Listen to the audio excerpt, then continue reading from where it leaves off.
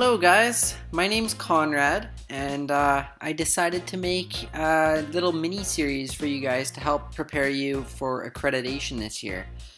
This year they're focusing on infection prevention and control for our unit, so I thought I would make a little series of 6 videos. I'll try to keep it around 5 minutes. Some might be a little bit over, some might be under, but just little videos to help you refresh and make you feel more comfortable for their visit.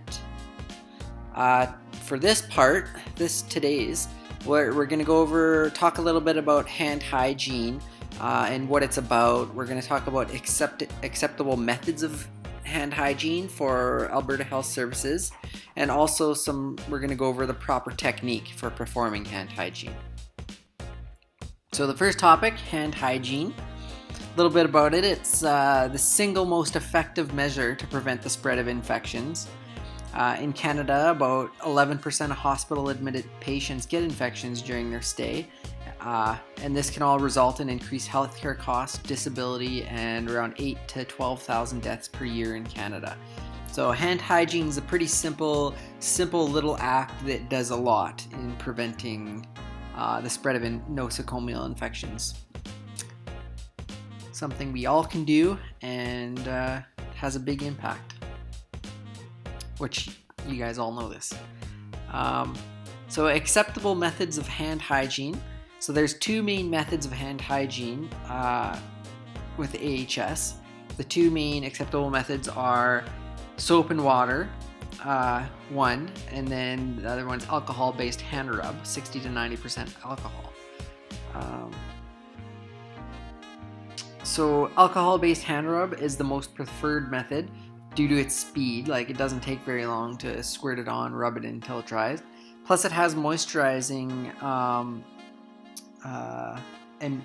emollients, I forget the word, but it has moisturizing additives which keeps your hands healthy.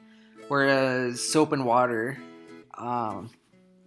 it does a really good job, but also repeated and very frequent soap and water hand hygiene can dry out the natural oils in your skin and create cracking and pain, and also, that would be another portal of entry right there. If your skin cracks and opens up, that's a break in your body's defense mechanism. So a mixture of the two is great, and AHS really pushes alcohol-based hand rub as the preferred method. So the only moments when you shouldn't be using alcohol-based hand rub are when the hands are visibly soiled, when you're caring for someone who's actively vomiting or diarrhea, or before handling food. Those are, kind of like, you really should use soap and water in those scenarios. Everything else you should, try to use alcohol-based hand rub as much as possible. So next we're going to talk about using proper hand hygiene technique.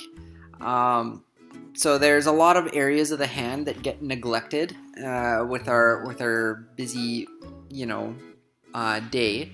Sometimes we forget about, some areas. So the most common areas are the back of the hand, between the fingers, under the fingertips, the thumbs, underneath rings, like if you have some hand jewelry, even around the wrist.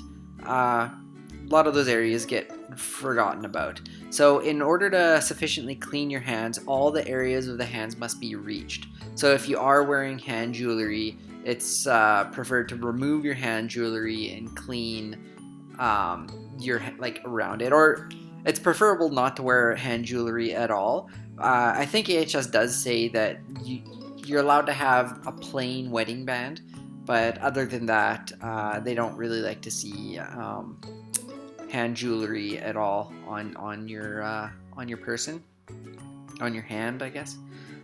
Just because, if you guys have big diamonds, or if it's there's fancy metalwork designs, there's little nooks and crannies where microorganisms can collect and maybe a biofilm can develop, and yeah, it's just not the easiest to clean in those areas, so it's better not to have any. But anyway, I added this little diagram here showing just a technique on how you can wash your hands. So if you see here, you want to like, the basic idea is you want to get every square inch of your hand. So you want to get your fingernails by rubbing on your palms. You want to get around your thumbs. You want to get around it doesn't show around your wrist, but you want to get around your wrist. You want to interlock your fingers. You guys have all had your hand hygiene labs, and I'm sure you guys know this already, but it's just a refresher. And AHS does say to scrub with soap and water for at least 15 to 30 seconds if you're using soap and water. And then if you're using the alcohol-based hand rub, it would just be rubbing until your hands are, it's completely dry and you've, got all the areas rubbed in. All right. Thanks for listening to my rant. It was awesome. Hopefully you didn't fall asleep during this. And here's some references that I got from AHS. I hope you all have a wonderful day and continue performing diligent hand hygiene. Okay, goodbye. Thanks.